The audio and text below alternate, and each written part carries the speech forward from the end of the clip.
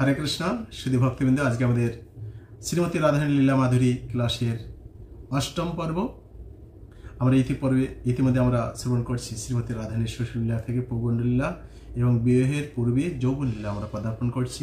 অর্থাৎ রাধারানী ক্রমান্বয়ে আস্তে আস্তে বড় হচ্ছে এবং কৃষ্ণ এদিকে বড় হচ্ছে, দুইজনে বড় হয়ে গেছে কিছুটা। অর্থাৎ আজকে আমরা শ্রবণ করব শ্রীমতী রাধারানী তিনি হলুদ মেখিয়ে দিয়েছিলেন মা যশোদা, তার মনে বলেছিল রাধাকৃষ্ণের মধ্যে বিবাহ সম্বন্ধ স্থাপন হবে। এর পরবর্তীতে আজ থেকে আমরা শ্রবণ করব আজকে যে তিনি কিভাবে মুক্তাকুণ্ডে তিনি মুক্তার চাষ করছিলেন ভগবান শ্রীকৃষ্ণ, এবং তিনি রাধারানীর ঘোল পাত্র তিনি ভেঙে দিয়েছিলেন, ময়ূরপুচ্ছ ধারণ ময়ূরের রূপ ধারণ করছিলেন, এবং ভান্ডির বনে তিনি রাধাকৃষ্ণের বিবাহ সম্পন্ন হল বর্মাজির মাধ্যমে। রাধাকৃষ্ণের বিবাহ শোনার অনেকেই এটি খুবই যে রাধাকৃষ্ণের মধ্যে বিবাহ হয়েছে কিভাবে হয়েছে কি বিষয় আজকে আমরা তুলে ধরার সংক্ষিপ্তভাবে তুলে ধরার চেষ্টা করব, যেহেতু অনেক বড় কাহিনী বেশ কয়টা আমরা তুলে ধরব। তো আজকে আমাদের বিবাহের পূর্বে যৌবনলীলা সমাপ্ত হবে, এরপরে বিবাহের পরে যে কি হয়েছে সেই বিষয়ে আমরা পরবর্তী ভিডিওতে আমরা প্রাপ্ত হব। নবম পর্ব থেকে আমরা এটি চালু করব। যাই হোক, প্রথম তাহলে আমরা জানবো মুক্তাকুণ্ডে কিভাবে মুক্তার চাষ হলো। এক সময় যখন রাধাকৃষ্ণের মধ্যে বিবাহ হবে বা এটি হওয়া উচিত, রাধার মনে অনেক ইচ্ছা বা কৃষ্ণের মনে একই বিষয়, কিন্তু মা যশোদা তিনি ভাবলেন যে কিভাবে রাধাকৃষ্ণের মধ্যে আমাদের জন্য তাদের মধ্যে পরিণয় হয় আর রাধারানীর জন্য আমার বৌমা ঘরের বৌমা হয়ে থাকে, তার ইচ্ছা। কেন স্বভাবতই পিতামাতা চায় যে একটি সন্তান তার যাতে বিবাহ কাজে সম্পন্ন হয় একদম সুসন্তান সুপত্নী সুপাত্রের জন্য তারা প্রাপ্ত হয়, এটি সবার কাম্য। বর্তমান সমাজে অনেকেই হয়তো ছেলে মেয়েদের বিয়ে শাদী দিচ্ছে, টেকছে না বেশি দিন, বিয়ের কয়েকদিন পরেই হয়তো ডিভোর্স হয়ে যাচ্ছে, অন্য কিছু হচ্ছে, বা হয়তো কিছুদিন হয়তো সমন্বয় স্থাপন হলো কিন্তু সেগুলো টিকছে না। এর কারণ হচ্ছে দশবির সংস্কার তারা মানছে না। যাই হোক, তো ভগবান শ্রীকৃষ্ণ পিতামাতা এরকম চায়, নন্দ মহারাজ মাতা যশোদা তাদের ইচ্ছা যে আমি আমার ছেলেকে একজন ভালো পুত্রবধূ আমি নিয়ে আসবো। আর যেহেতু দুর্বাসা মুনির আশীর্বাদ ছিল, প্রতিদিন রোজ বর্ষা থেকে এখানে আসতেন রান্না করার জন্য, কৃষ্ণের জন্য রান্না করার জন্য। তো তিনি হলুদ লেপন করে দিয়েছিলেন, আর হলুদ লেপন করে তিনি যদিও ধৌত করেছিলেন, বাড়িতে যখন রাধারানীর বিশ্বভানু রাজা কীর্তিতে মাতা শুনতে পারলেন যে নন্দ রানী তিনি হলুদ দিয়েছিলেন গায়ে, তাদেরও সম্মতি, তারাও চেয়েছিলেন যে হ্যাঁ কৃষ্ণের সঙ্গে তার মেয়ের বিবাহ হোক। এই জন্য কি করলেন, সেটিকে সম্মতি জ্ঞাপন করার জন্য একদম এক পাত্র স্বর্ণ অলঙ্কার মণি মুক্তা জহরাত অন্যান্য সবকিছু এক প্লেট উপটোকন প্রেরণ করলেন নন্দ মহারাজের কাছে। নন্দ মহারাজ পেয়ে অত্যন্ত খুশি হয়েছেন বটে যে তারা সম্মতি জ্ঞাপন করছেন, খুব ভালো। কিন্তু ওই সময় নিয়ম হচ্ছে, অর্থাৎ কন্যার পক্ষ থেকে যাবে বরের পক্ষ থেকে তাদেরকে দিতে হবে, কিন্তু নন্দ মহারাজের ওই সময় কোনো স্বর্ণ মণিমুক্তি এগুলো মজুদ ছিলেন না তাদের গৃহে। তো কৃষ্ণ যখন জানতে পারলেন তাদের গৃহে এরকম নেই মজুদ, তো বিশ্বভানু রাজা যে স্বর্ণ অলঙ্কার দিয়েছিলেন সেই স্বর্ণ অলঙ্কার নিয়ে মায়ের কাছ থেকে নিয়ে তিনি জমিতে চাষ করলেন। বনে যখন দিলেন তো সেখান থেকে গাছ আস্তে আস্তে গাছ হলো, আস্তে আস্তে একদম স্বর্ণ অলঙ্কার মণিমুক্তি এতই ফলিত হলো, একদম অনেক হয়ে গেছে, গাছ ভার হয়ে গেছে, মাথা মতো করছে। তো অত্যন্ত আনন্দের সহিত তারা সেখান থেকে অলঙ্কারগুলো নিয়ে এসে উপটোকন প্রেরণ করলেন বিশ্বভানু রাজাকে। এই কথা পরবর্তীতে যখন শ্রীমতী রাধারানী জানতে পারলেন যে স্বর্ণ অলঙ্কার দিয়েও গাছ হয়, তো গোপিকারা সখীরা তারাও এই অলঙ্কার দিয়ে তারাও বৃক্ষ তৈরি করার চেষ্টা করলেন বা তৈরি করলেন, যেখান থেকে যেহেতু কৃষ্ণ করছে আমরাও করতে পারি। সেখানে দুধ প্রেরণ করছিলেন, সেই ঘাস, অর্থাৎ সেখানে ঘাস হয়েছিল, যদিও মুক্তার গাছ হয়নি। সে আপনারা যদি কখনো নন্দ ভবনে যান, নন্দ ভবন থেকে প্রায় 2-3 কিলোমিটার দূরে মতিকুণ্ড রয়েছে। সেখানে এই কাহিনীটি হয়েছিল। তো যখন এভাবে উপঢৌকন প্রেরণ করলেন, বিশ্বভানু রাজা অত্যন্ত খুশি হলেন। এর পরবর্তীতে যখন আস্তে আস্তে ভগবান শ্রীকৃষ্ণ বড় হয়ে গেছেন, তারা বিচরণ করছেন, আর শ্রীমতী রাধারানীও কি করলেন, তারা আস্তে আস্তে ঘোল বিক্রি করে যেতেন মথুরায়। পাশাপাশি বাজার ছিল না, আপনারা যদি এখনো যান দেখবেন যে পাশাপাশি বেশি একটা বাজার নেই। তো যখনই গোপিকাদের সহিত শ্রীমতী রাধারানী ঘোল বিক্রি করতে যেতেন, কৃষ্ণ তার সখাদের নিয়ে কি করতেন, তারা পদ অবরোধ করে দিতেন। তার ঘোল পাত্রের যে উপরে যে মাখন, তারা সেগুলো তুলি খেতেন। আর বাজার বিক্রি হতো না ঘোল, কেননা ঘোল সেই মাখন ক্রিম দেখেই তো ঘোল নেই। তো তারা একটা বুদ্ধি করলেন যে আমরা তাহলে কি করতে পারি, এই নন্দন সে আমাদের প্রতিদিন এরকম বাধা দিচ্ছে, কি করা যায় উপায়। ললিতা সখী বললেন যে ঠিক আছে, আমরা কাজ করতে পারি, আমরা শঙ্করী খোর হয়ে আমরা সেখান থেকে আমরা যেতে পারি। এই রাস্তা সংকীর্ণ রাস্তা, কৃষ্ণ এই বিষয়ে জানে না, কেননা সে এদিকে কোনোদিন আসেনি, একদম বিপরীত দিকের রাস্তা, আর এদিকেও মথুরা যাওয়া যায়।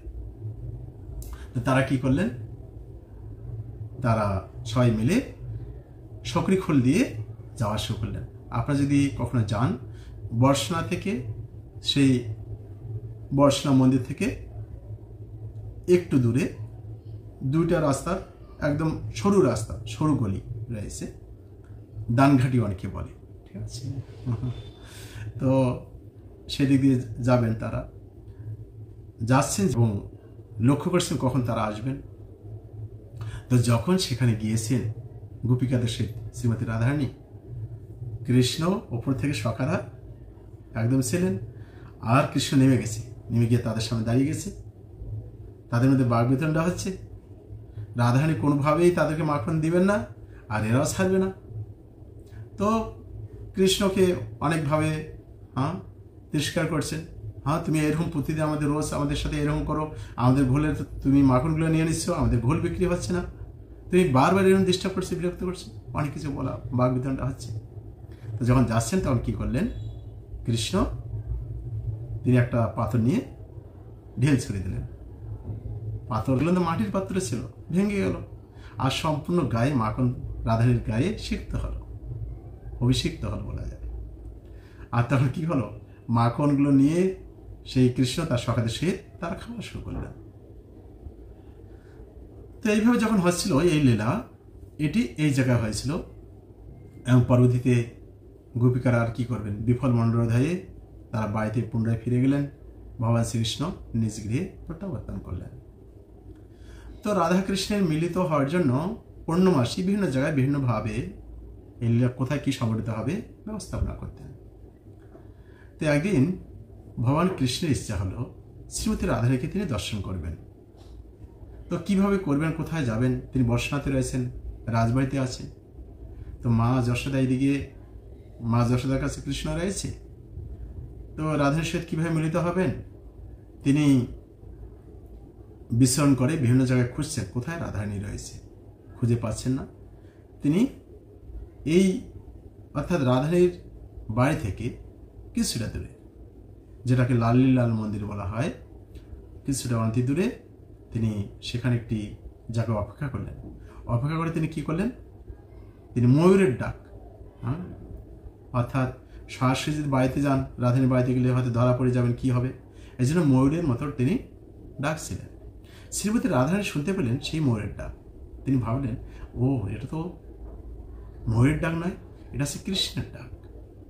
তো তিনি কৃষ্ণের সাথে মিলিত হওয়ার জন্য তিনিও ব্যাকুল হয়ে গেলেন। তো কিভাবে যাবেন, মা আছে, বাবা আছে, কি করা যাবে।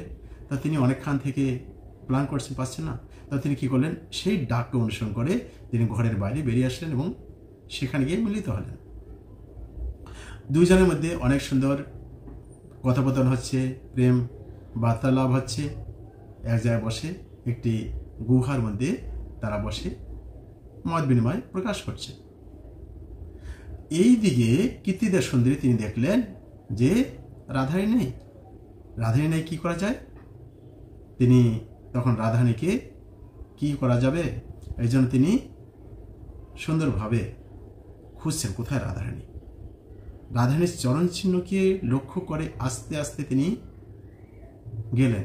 গিয়ে ঠিক যেখানে রাধা কৃষ্ণ একসাথে বসে, সেই গুহার মধ্যে বসে তারা বার্তালাপ করছিলেন, প্রেমালাপ করছিলেন, সেখানে গিয়ে পৌঁছে গেছে।